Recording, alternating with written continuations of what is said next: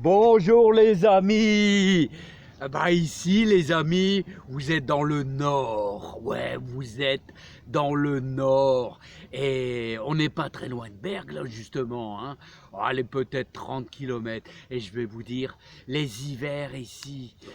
Alors dès que vous passez, vous savez la frontière là, je sais même plus où est-ce qu'elle est la frontière. Et bah regardez ici, c'est le brouillard, le brouillard.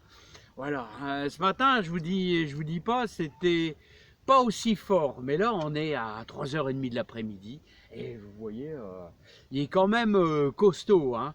Voilà, et il y a des endroits, c'était terrible. Alors ici, le nord, alors vous savez, -20, moins 30, oh là là, c'est terrible. Bon, allez, c'est la petite plaisanterie sympa, les amis.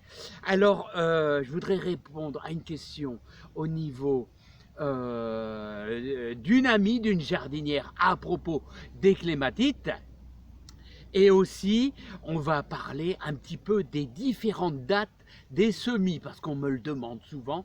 Quand est-ce? Alors moi, je vais me baser sur mon climat. Là, pas très froid, on va dire, c'est pas très froid. Hein. Je pense que ceux qui sont en montagne, c'est beaucoup plus froid, ça a plus de mal à se réchauffer. Mais nous, on va parler un petit peu du climat du nord. Le nord. Bon allez, on va aller en direction de la clématite, mais alors elle n'est pas là-bas la clématite. La clématite, je vais vous dire, elle est derrière la maison, elle est par là-bas, elle est devant la maison plutôt. Alors les amis, voici la fameuse clématite montana. Alors montana a petite fleur qui fleurit une seule fois aux alentours du mois de mai. Et puis je vais vous dire, c'est vraiment une explosion de fleurs. Alors je vais vous dire, alors tu m'as demandé si tu pouvais la tailler. Bien sûr qu'on peut la tailler, mais si tu la tailles, elle fleurit sur les branches de cette année, par exemple ici, là. Donc les branches de cette année, tu vois, voilà, les bourgeons qui vont arriver, forcément, c'est plein de fleurs. Donc si tu tailles dedans, forcément, tu risques de ne pas avoir de fleurs. Alors je te fais voir ça. Bon, de temps en temps, ça fait un petit taillage, tu vois, et je m'en occupe même plus. Alors elle monte, alors il y a un grillage de 1,50 m et elle a envahi le grillage. Alors ça nous fait une explosion de feu. Et la clématite montana, je vais vous faire voir, elle est très facile à bouturer. Très très facile à bouturer. Alors je te fais voir les branches, regarde. Les branches, tu vois les bourgeons là? Bah, les bourgeons ici, eh bien ça c'est des fleurs, hein. C'est des fleurs ici. Hein.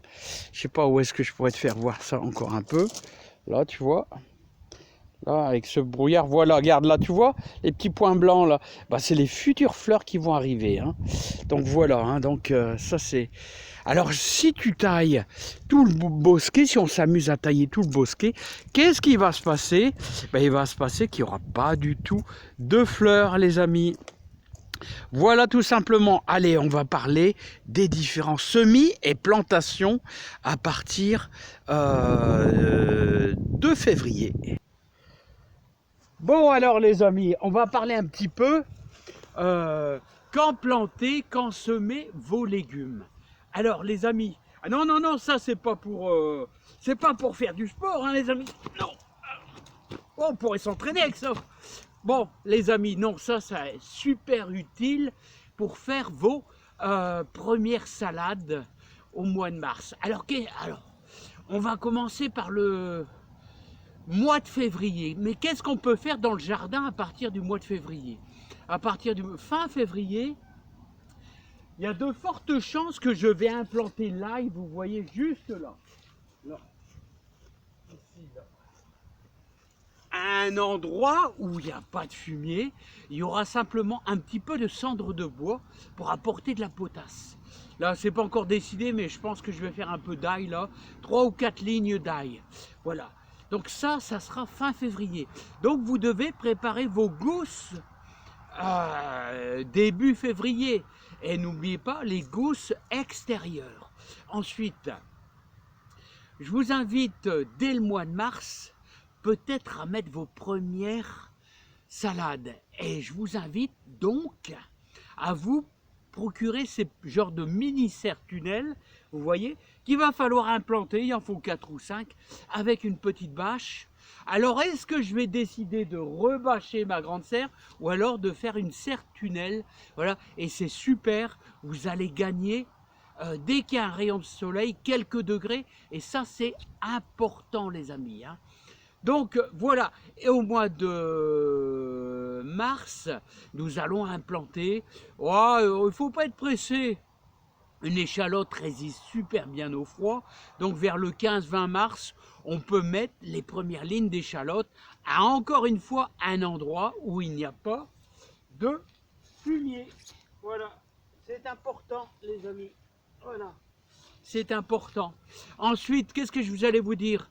Eh ben, vous allez pouvoir mettre dans votre serre-tunnel, faire une ligne, pourquoi pas de radis, un radis 18 jours, radis comment on dit, rouge écarlate, que j'aime bien. Et à partir du 19 mars, qu'est-ce qu'on met? On met nos premières lignes de poireaux. Mais ne soyez pas impatients, parce que moi, les premiers que j'ai mis là à gauche, hein, les premiers, là, bah, ça n'a pas été terrible, ça a traîné, et mon semis n'a pas été super réussi. Il faut attendre que la terre se réchauffe. Donc on peut même semer des poireaux. Normalement, la date de départ, c'est le 19 mars à la Saint-Joseph, mais vous avez le temps largement de faire ça même au mois d'avril. Voilà, donc qu'est-ce que je peux dire? Donc les premières salades, on a parlé, voilà. Et il y en a même qui vont semer carrément dans leur serre-tunnel une ligne. Alors, quelle salade semer au mois de mars qui résiste bien? Une laitue, je vous dis, l'apia fonctionne très bien. Voilà, j'ai toujours vu mon beau-père, mon grand-père semer de l'apia. Voilà, tout simplement, hein. Et donc après, plus tard au mois d'avril, c'est la reine de mai, ouais, les petites laitues, reine de mai, hein, et déjà fin avril, les grosses paresseuses, on peut faire déjà les petits semis de grosses paresseuses. Là, c'est une salade qui est plus lente, mais qui a l'avantage de pas trop monter en graines. Voilà. Alors on va faire avril et mai vite fait. Mois d'avril, il y a beaucoup de boulot, vraiment beaucoup de boulot. Hein, vous avez les betteraves rouges, vous avez les carottes, vous avez les oignons, toutes les sortes d'oignons. Moi, je mets principalement oignons paille des vertus, mais je ne veux pas mettre des oignons de Florence, et je vais mettre des oignons d'Amposta. D'Amposta, retenez bien ce nom, Amposta. C'est un oignon qui copie l'échalote. Voilà. Parce que c'est vrai que les échalotes, c'est délicat. Elles ont tendance à la longue à pourrir. Alors, je vous ai déjà expliqué les problèmes d'humidité, les problèmes de mildiou. Ah ouais, les échalotes, c'est toujours délicat. Donc, retenez bien, oignon d'Amposta, un bon oignon qui copie le même goût, la même chose, la même couleur violacée, légèrement violacée, oignon d'Amposta. Ensuite, on va parler du mois de mai. On va s'arrêter au mois de mai parce que la vidéo va être trop longue. Vous allez pouvoir à partir du 15 mai, si vous voulez mettre des artichauts, voilà, vous allez pouvoir planter des artichauts. Voilà, et ah ouais, puis fin avril, vers le 20 avril en général, à la floraison des lilas, il faudra implanter, planter les pommes de terre à la floraison des lilas. Voilà. Et à propos, les lilas, ils commencent à fleurir à la vente chez moi, ce qui est vraiment pas bon, hein, parce qu'on est fin novembre, les amis, hein. Alors, au 15 mai, on met les tomates à l'extérieur, toujours au 15 mai. Pourquoi? Parce qu'il y a pratiquement, on est presque sûr, à part peut-être dans les régions montagneuses, mais au 15 mai, qui ne va pas geler. Voilà, et au 15 mai, on plante aussi ses céleris. Voilà, et on laisse pas mal d'espace, on fait des belles lignes d'au moins 60 cm entre chaque céleri. Voilà, et surtout, on y met un bon fumier pour les céleris. Bon les amis, je vous laisse, plein de joie, plein de bonheur, et je vais rentrer parce qu'ici c'est le nord, c'est le nord. Et puis, ah ouais, j'ai oublié de vous dire, il fait 5,4 degrés. Il est 3h30 de l'après-midi, allez, 4h moins le quart. 5,4 degrés. À bientôt les amis, je sens que je ne vais pas faire grand chose encore. Allez, on va aller ramasser les œufs, ramasser les cacas, ramasser les œufs. Et puis, terminus les amis. À bientôt. À bientôt les amis. Bye bye.